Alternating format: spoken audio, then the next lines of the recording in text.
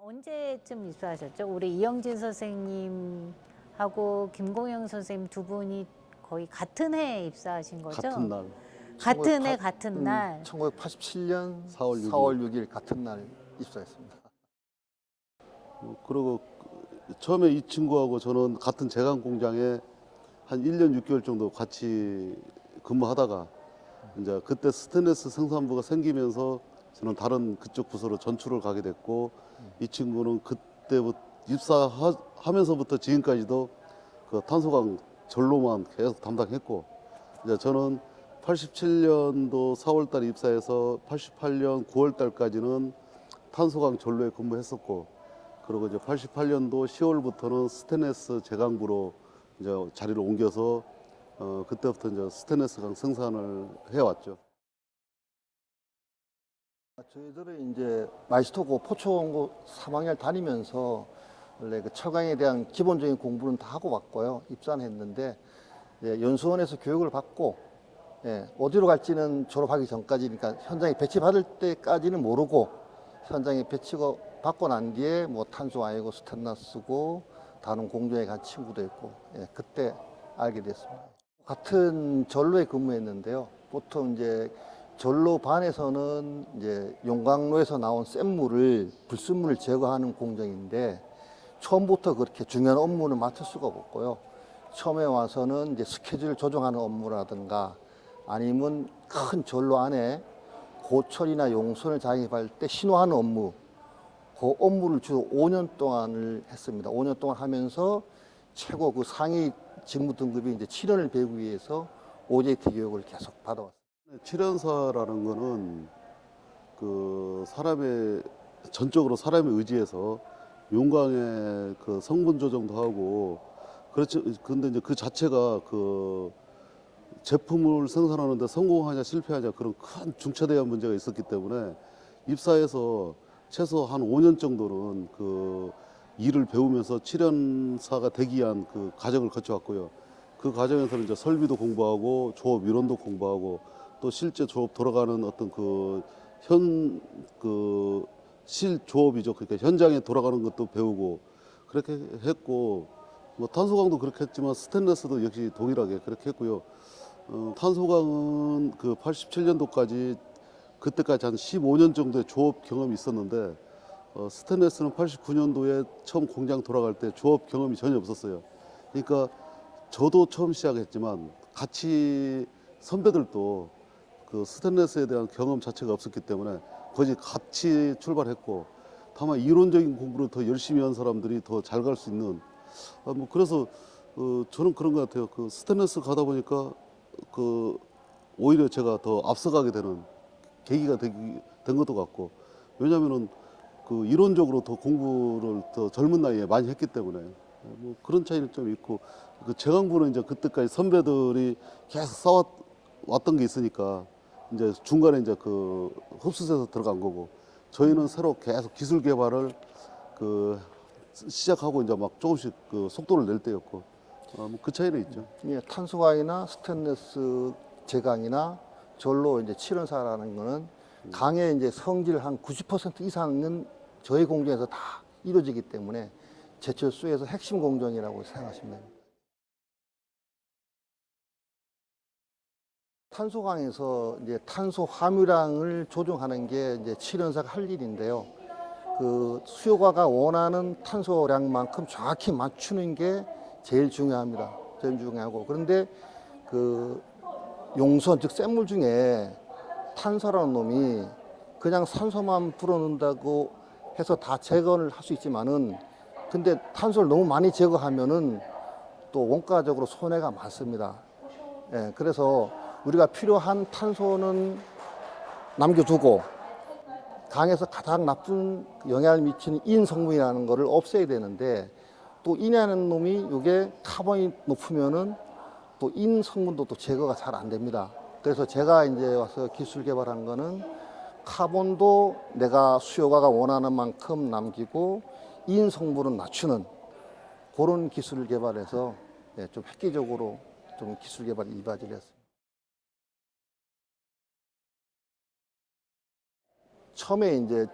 애초에 이제 조업은 카본이나 인 성분을 제거하기 위해서 산소를 일정량을 계속 똑같이 많이 불어줬는데, 제가 기술 개발한 거는 이제 카본도 원하는 대로 남기고 인 성분도 낮추기 위해서 그 치이던 시간대별로 산소류량을 가변적으로 제어를 해서 카본은 많이 남기면서 인 성분도 낮게 제어하는 그런 기술을 개발했어요. 테스트를 하고 했는데 계속 실패했는데, 어쩌다 가끔 가다가는 또 카본도 많이 나오고 인 성분은 낮게 나오는 게 있습니다. 그래 그런 차지를 중점적으로 데이터를 분석해서 그런 식으로 계속 반복적으로 테스트하다 보니까 최적의 조건을 도출할 수 있었습니다. 뭐 이제 스테인리스 쪽의 이야기를 해주면은 그 스테인리스 탈탄이 탄소광 탈탄하고 다른 게 딱 하나 있어요. 아까 말씀드린 크롬이라는 그 녀석인데, 크롬은 그 산소하고 친화력이 제법 좋습니다. 그러니까 서로 반응성이 좋아요. 그래서 이제 그 용광종에 있는 탄소를 제거하는 과정에서 크롬도 부수적으로 같이 계속 산소하고 결합이 되거든요. 근데 이제 크롬은 그 워낙 그 비싼 원료라서 그 크롬이 산소하고 반응을 많이 하면은 그 원가적으로 굉장히 큰 손실이 발생됩니다. 그래서 이제 스테인리스는 그 탄소강 공정하고 완전히 다른 게 뭐냐면은 크롬을 해수해오는 문제가 있어요. 탈탄하는 과정에서 자연스럽게 그 탄소 그 제거되는 과정에서 크롬도 같이 그 산소하고 반응하면서 제거가 되기 때문에 그걸 해수해 와야 되는데, 그럴 때 이제 사용하는 게 탈산. 그 탈산 재료는 알루미늄이나 페로실리콘, 탄소들이 있는데, 주로 이제 스테인리스강에서는 그 페로실리콘이라고 하는 실리콘을 사용했는데, 문제는 이거예요. 실리콘 양을 너무 많이 넣으면은 용광에서 허용하는 범위 이상으로 벗어나기 때문에 강으로서 사용 못해요. 버려야 돼요. 그렇다고 너무 적게 넣으면은 그 크롬을 다 해수를 못해요. 그럼 원가 쪽으로 올라가겠죠. 또 이제 크롬을 다 못 가져왔다는 소리는 용광 중에 아직도 산소라는 그 소스가 계속 많이 있는 거예요. 그래서 품질 문제가 생기고, 그래서 이제 가장 최적의 범위 내로 실리콘 그 범위에 맞춰서 탈산을 해야 되는데, 그걸 이제 그 한 가지 지표 가지고 크롬이 얼마 탔다는 그 지표 하나가 있어요. 그걸 가지고 작업자들이 이제 탈산 적중률 관리도 하고 그랬는데, 그러다 보니까 그때 저희가 한 60%밖에 안 됐어요, 탈산 적중률이. 근데 이제 이게 말씀을 드렸지만 원가에도 중요하고 품질에도 중요하고 또 용광 그 샘물 그 규격품이 되냐 안 되냐 이런 부분까지도 영향을 미치기 때문에 그거 실리콘 적중률을 올려주는 게 가장 큰 문제 중에 하나였는데, 저는 이제 그걸 갖다가 그 하나의 인자가 아니고 8개 인자를 개발을 해냈어요. 8개의 인자를 갖다가 종합해서 그 회기 모형을 만드니까 그 적중률이 93%가 나오더라고요. 뭐 그 93%면 그때 거의 최고 수준이고, 지금도 그 정도 적중률이라면은 뭐 전혀 문제가 안 되는 수준이라서 아마 그게 굉장히 큰 그 우리 스테인리스강 제강 조업의 레벨을 한 단계 올릴 수 있는, 그러니까 품질이나 원가 측면에서 한 단계 올릴 수 있는 그 기반 기술이 되었고요. 그게 제가 2003년도에 했으니까 그러고 한 20년 지났네요 벌써. 제가 출연하고 나서 그 다음 날에는 그 검토를 하면서 이걸 이런 식으로 했고, 산소를 조금 더 불었거나 덜 불었을 때 어떻게 됐을까, 또 그 실리콘이나 부원료 뭐 생석회 이런 거를 얼마를 더 넣었으면 어떻게 됐을까, 이런 걸 계속 그 복기를 하면서 이제 개선해야 될 포인트를 계속 찾았던 거죠. 그러다 보니까 이제 그 인자를 8개를 제가 개발해 냈다고 그랬는데, 그 인자를 뽑아내는 그 자체가 굉장히 힘들거든요. 이제 그걸 우리 이제 그 바이탈 퓨라고 그러는데, 그 바이탈 퓨를 유용한 걸 갖다가 딱 하나씩 때 이제 그 발견해냈을 때 성공 확률은 계속 올라갔던 거고, 뭐 가장 큰 원동력은 하여간 원가적으로 조금 저원가적으로 어떻게 하면 이룰 수 있을까, 그 부분에 대해서 고민했고, 품질을 위해서는 탈산 적중률을 올려야 되는데 그때는 어떻게 해야지, 여기에 대한 이제 고민도 있었고, 그러니까 일에 대한 열정이 다른 게 아니고 고민에서부터 시작되는 거라고 저는 생각하거든요. 그 계속 그 뭐 물질이 어떤 변화 과정을 거치는데, 그걸 갖다가 어떤 조건을 줬을 때 열이나 압력, 어떤 이 조건을 변화시키는 것에 따라서 그 변하는 모습이 여러 가지 형태로 나오는데, 그걸 갖다 자꾸 이제 정량화 시켜고 그 모델화 시키다 보니까 이제 그 눈에 보이기 시작하는 겁니다. 그때는 그 전까지는 안 보였죠. 어떻게 변하는지 몰라요. 그냥 그래서 운이 좋으면 좋게, 운 나쁘면은 좀 잘 안 넘어, 아유 좀 운이 좀 안 좋았어. 그랬는데 그 운이 아니고 어떤 그 내재되어 있는 걸 우리가 못 봤던 거죠. 근데 이제 우리는 좀 보게 된 거고. 근데 이제 보게 된 게 어떤 근무 연수만 있는 게 아니고 거기에 대한 끊임없는 계속 그 인자를 찾기 위한 노력, 또 이제 그 자기 작업에 대한 그 복귀를 하면서 성찰하는 거, 뭐 이런 것들이 다 이렇게 결합되다 보니까 그 남들보다 조금 더 빨리 보게 된 것 같고. 근데 이제 먼저 보게 된 거를 또 나 혼자만의 지식으로 알고 내 지식이니까 하고 이제 그 공유를 안 했으면은 또 더 이상 발전이 없었을 건데 이제 그 같이 또 이제 다 공유하고 그러다면 이제 그 저변 확대라는 것도 있고 그 적용의 수가 많아지면 내가 혼자 했을 때 못 보던 것도 다른 사람이 했을 땐 또 나타나는 법이니까 또 그러면 새로운 문제가 생기고 또 그 해결하고 하면서 이제 전체적으로 올라가는 것 같습니다. 그런 이제 캐치카본법이라고 불리는 기술인데요. 그거는 우리가 특수한 강조에만 적용하는 치료 방법이에요. 그래서 우리 특수한 강조에라면은 보통 우리가 이제 자동차 엔진 밸브 강, 뭐 베어링 강, 다음 자동차 타이어 안에 보면은 스틸 코드가 들어가거든요. 쇠가 들어가는데 그 타이어 코드 강이라 그럽니다. 그래서 우리는 그거를 이제 우리 빅3 강이라 그러는데 그 고급 세 가지 강종 생산할 때만 요런 우리 특수한 치련법을 사용해 가지고 이제 치련을 합니다. 그 기술을 개발하기 위해서 한 15년 정도 걸렸을 거예요. 이제 15년 동안 쭉 그런 기술 개발하면서 이제 품질은 나오는데 주위에 있는 설비가 또 못 견디는 거예요. 설비 열화가 많이 돼서. 그래서 또 설비도 보완하고 또 치련 기술도 보완하면서 한 15년 정도 걸려서 이 기술을 개발했어요.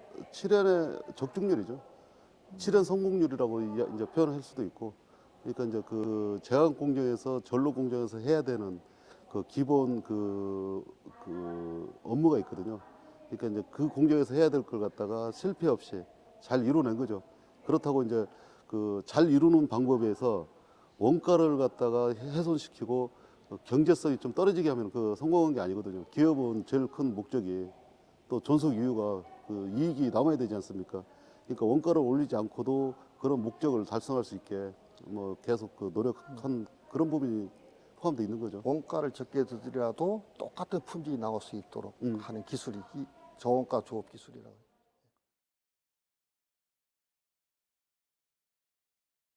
가장 크게는 그 두 가지로 구분이 됩니다. 300개하고 400개.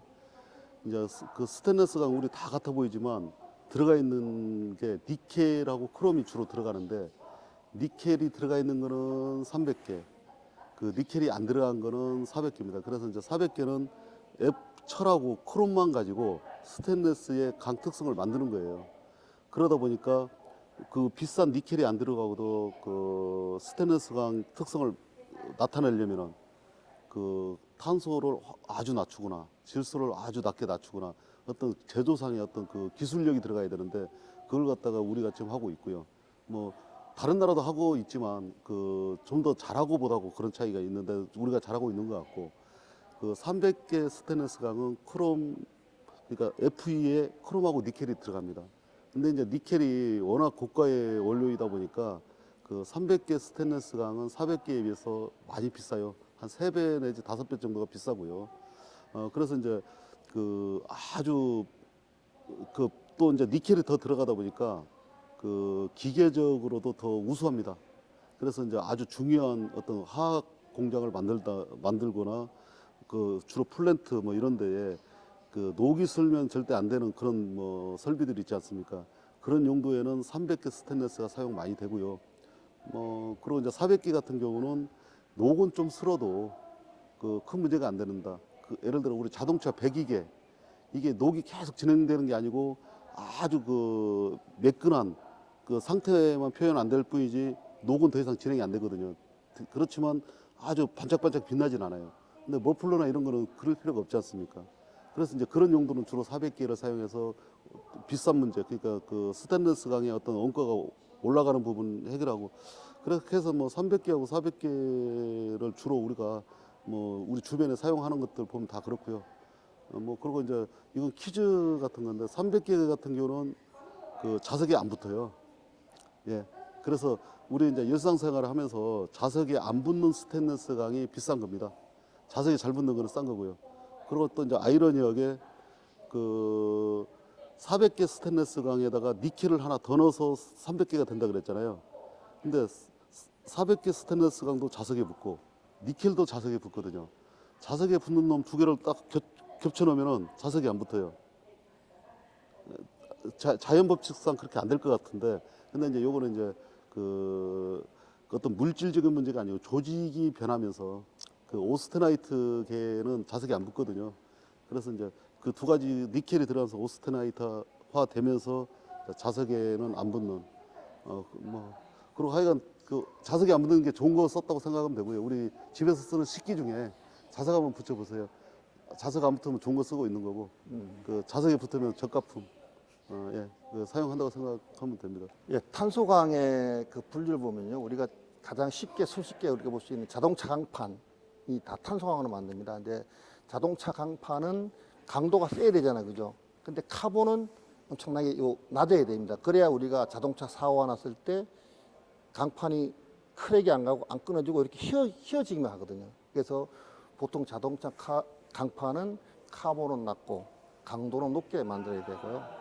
다음 우리 배를 만드는 조선용은 각종 니켈, 크롬, 스테인리스는 아니지만은 이 강도를 확보를 위해서 각종 특수 합금이 많이 들어갑니다. 니켈, 크롬, 바나듐 이런 강종으로 이제 조선용 후판 강판을 만들고, 다음에 아까 말씀드렸듯이 이제 캐치 카본제라고요. 요거는 이제 자동차 타이어에 들어간 타이어 코드강, 다음에 베어링 강인데 요거는 길게 늘려야 되기 때문에 요것도 강 안에 불순물이 조금이라도 들어가면 안 됩니다. 아주 극한적으로 낮아야 되기 때문에 진짜 심혈을 기울여서 만들어야 되고요. 그래서 크게 네 가지로 분류할 수 있습니다.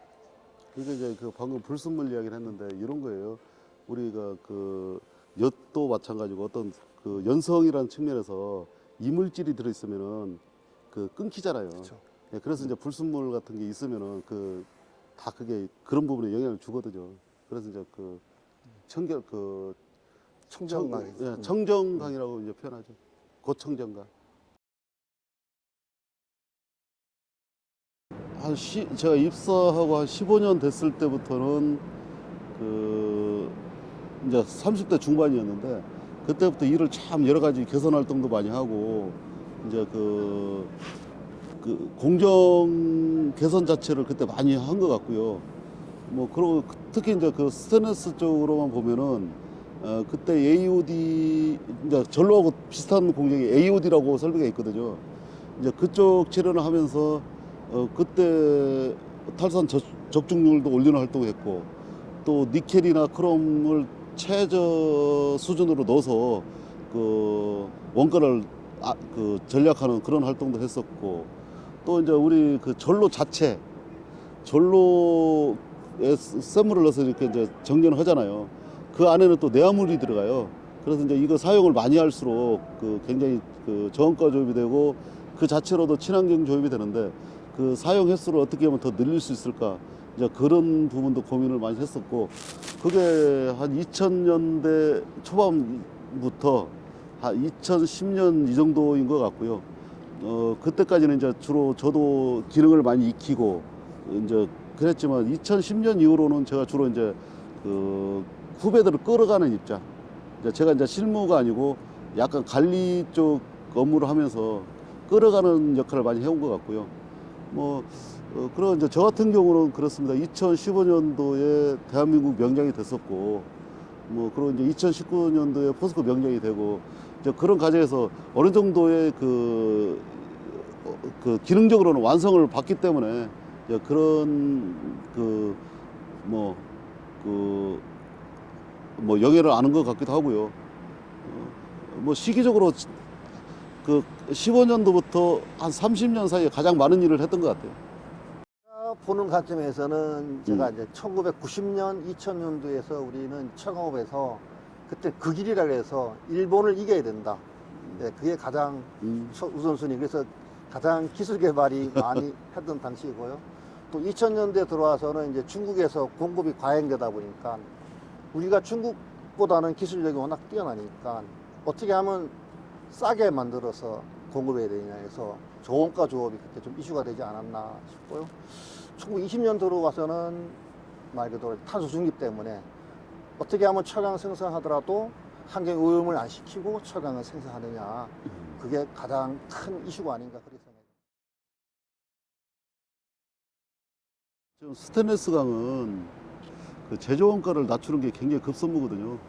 그 지금 공법 자체가 아주 획기적인 공법이 나와가지고 그 중국에서 아주 저가 제품이 많이 지금 들어오는 상황이에요. 그래서 이제 그걸 극복할 수 있는 저원가 조업 기술을 그 확립하는 게 중요하고, 그 한 가지 예를 들면 요거죠. 니켈이라는 원료가 있는데 굉장히 비싼 원료인데 우리는 그 니켈 강이 없기 때문에 니켈을 다 수입해서 사용합니다. 그러면 이제 그 니켈은 합금철 상태이기 때문에 우리 상온에서 그 오는 거라서 용광등에 넣으면은 온도가 떨어져요. 그러면 이제 그 온도를 보상하려고 온도 올리는 과정이 다 돈이거든요. 근데 이제 중국 업체 같은 경우는 니켈을 액체 상태, 용광로에서 나온 샘물 상태로 사용을 해요. 그러면은 그 열 올리는 단계에 어떤 그 비용이 다 줄어들지 않습니까? 그래서 원가 경쟁 자체가 안 되는데, 그거는 관건은 인도네시아하고 중국이 가깝지 않습니까? 인도네시아에 이제 그 니켈 강이 굉장히 많이 나오는데 그쪽에서 재련 공장을 지어서 바로 스테인리스 강까지 생산하는 거예요. 근데 이제 저희 나라는 그런 거는 불가능하기 때문에 어떻게든 니켈 요 부분은 이제 극복하려고 노력하고 있고, 그리고 이제 그 탄소 중립, 그 제철 산업에서 지금 그 탄소는 지금까지는 그 우리가 가장 싼 원료라고 생각해 왔거든요. 실제로 탄소하고 실리콘, 알루미늄 이런 어떤 그 열 발생이 다 되는 것들인데, 그 탄소는 그 알루미늄이나 실리콘에 뭐 한 3분의 1 이 정도 돈만 들여도 똑같은 열을 낼 수 있었는데, 그 문제는 이제 그 탄소, 그 이산화탄소 뭐 발생되는 문제가 있지 않습니까? 그래서 이제 그걸 그 극복하기 위해서는 어떤 다른 어떤 유효한 방법이 필요한데, 그런 부분에서 좀 더 고민을 해서 지금 그 어떻게든 탄소를 높이지 않고도 갈 수 있는 방법, 이제 그걸 개발하는 게 남은 그 목표이고요. 뭐 제 개인적으로는 그렇습니다. 지금 제가 그 전문 기술인으로는 어느 정도 인정을 받고 있어서 제 개인 발전은 어느 정도 이제 다 완성 단계에 왔다고 보고요. 제가 지금까지 했던 이런 부분 경험을 그 문서화해서 그 형식제화해서 후배들한테 전수해 주는 거, 이제 그런 부분을 갖다 이제 목표로 삼고 있고, 그래서 이제 실제로 좀 어떤 교재를 만들기 위해서 여러 가지 좀 고민을 하고 있고요. 뭐 그리 긴 시간이 안 지나서 뭐 몇 년 안에 제가 이제 교재를 직접 하나 만들 것 같습니다. 예, 제 것까지. 예, 지금 탄소 중립 관련해서 저희 이제 탄소강 전로에서는 이제 기존에 있던 프로세스를 또 대혁신을 해야 되고, 또 이산화탄소 발생이 적은 설비를 또 새로 건설해야 되는 그런 변환기 시점이 있습니다. 그래서 저는 그런 변환기 시점에 어떻게 하면은 지금처럼 고효율적인 설비를 구성해서 안전하면서도 그 환경 공해가 없는 그런 조업 프로세스를 정착할 수 있도록, 예, 제가 먼저 선행적으로 학습도 하고 또 그런 설비를 또 건설할 때 좀 주축적인 역할을 하고 싶습니다. 예전부터도 이제 그런 개념이 있었고요. 다만 이제 그 요즘같이 그 부각을 안 시켰을 뿐이지. 왜냐하면 친환경이 또 그 저원가 조업하고도 일맥상통하는 부분이 있거든요. 근데 이제 저희 기업의 특성이 어떻게든 저원가 조업을 통해서 이익을 좀 더 많이 내는 게, 그리고 또 우리 이익도 되지만 뭐 우리 철강제는 중간 소재로서 국가 그 산업 기여도가 높지 않습니까? 뭐 조금이라도 싸게 생산해야 또 그만큼 싸게 또 공급을 할 수 있는 거니까, 뭐 우리 입사했을 때부터도 어떤 그런 노력은 계속 있어 왔습니다. 다만 그때 이제 그런 그 용어 자체는 사용 안 하다가 어떤 이제 시대가 변하면서 그 2000년대 되고 2010년대 되면서 환경에 대한 어떤 중요성이 부각이 되고, 이제 그러면서 그런 표현이 또 일반적으로 사용됐을 뿐이죠. 뭐 그 전에 없었던 건 아닙니다. 대강 쪽에서 원가의 8, 90%는 치련 과정에서 결정이 됩니다. 제강 그러니까 전로에서 어떻게 제조하느냐에 따라서 거기서 원가가 거의 결정이 되고요. 그 이후 공정은 그 뭐 자기들이 그러니까 어떤 개선을 통해서 더 잘한다 해서 원가가 확 줄거나 확 늘거나 그러진 않습니다. 근데 이제 제강 공장에서 특히 전로에서 실패하게 되면 그 비용이 굉장히 커지고요. 또 거기서 잘만 하면은 최저 원가로 이제 갈 수 있는 거고. 뭐 그러니까 절로 치료하는 과정에서 강의 성질을 좌우하는 합금철이나 부원료를 사용하는 공정이 절로 치료 공정이기 때문에 거기서 이제 가장 원가를 많이 차지하고 있습니다. 포항이 인구 소멸에서 자유로운 도시가 아니라고 생각하고요. 굉장히 좀 그 인구 줄어드는 감소 추세로 보면은 좀 빠른 편이고요. 근데 이제 지금 그 포항 같은 경우는 대표적인 공업 도시입니다. 뭐 철강 공단이 있고, 그러고 이제 그 지금 뭐 저희 포스코 그룹에서도 많이 추진하고 있지만 2차 전지 관련해서 이쪽 그 공단에 이제 업체들이 많이 입주를 하고 있는데도 인구가 안 늘고 있거든요. 그리고 이제 제가 현장에서 느끼는 게 뭐냐면은 요즘 젊은 직원들이 이직률이 좀 높습니다, 상대적으로. 그 이직률이 높은 이유를 보면은 수도권에 근무하고 싶어 해요. 그럼 이제 수도권하고 지방의 어떤 차이가 뭘까? 생활의 편리함, 어떤 문화적인 어떤 향유 기회, 이런 거라고 보는데 젊은 친구들한테 어떤 그 기회를 주기 위해서는 지방에도 어떤 문화적인 어떤 그 생활을 향유할 수 있는 공간도 있고 또 그런 뭐 장소 있고 어떤 또 수단이 있다면은 그 인구 이렇게 그 뭐 젊은 친구들한테 어떤 유인 요소가 될 거라고 생각하기 때문에 그 도시의 문화라는 것은 공업 도시라고 해서 절대 그 간과해서는 안 되는 굉장히 저는 중요한 거라고 저는 생각하고요. 뭐 실제로 저 개인적으로는 포항에 더 문화 행사가 좀 많았으면 좋겠다. 예를 들어 뭐 연극 공연도 그렇고 어떤 그 음악회라든가 여러 가지 형태의 어떤 공연이 좀 많았으면 좋겠다는 그 기대는 갖고 있거든요. 근데 실제로 별로 없습니다. 예전보다 더 없어졌어요. 예전엔 소극장도 있었는데 지금은 없고. 네. 뭐 그런 차원에서 오히려 그 문화적인 부분에서는 수도권 집중 현상이 더 심한 것 같아요. 네, 그래서 좀 의미 있는 그 활동하고 계신 것 같은데 네, 문화적으로 좀 많이 이렇게 올려놓으세요. 근데 그동안 뭐 포항이 이제 철강이 메카다 보니까 철강업 위주로 이제 투자를 하다 보니까 사실은 뭐 청소년들이나 여성이 또 취업할 것도 많이 부족하고 이런 것 때문에 아마 좀 인구가 줄은 것 같아서 앞으로는 뭐 철강도 물론 중요하지만은 앞으로 미래의 먹거리는 철강보다 더 중요한 것도 많거든요. 그래서 그런 분야에 좀 투자를 해서 여성이 마음 놓고 육아도 하고 취직할 수 있는 그런 곳으로 좀 환경을 만들어줬으면 된 것 같, 네, 된 것 같습니다. 혹시 더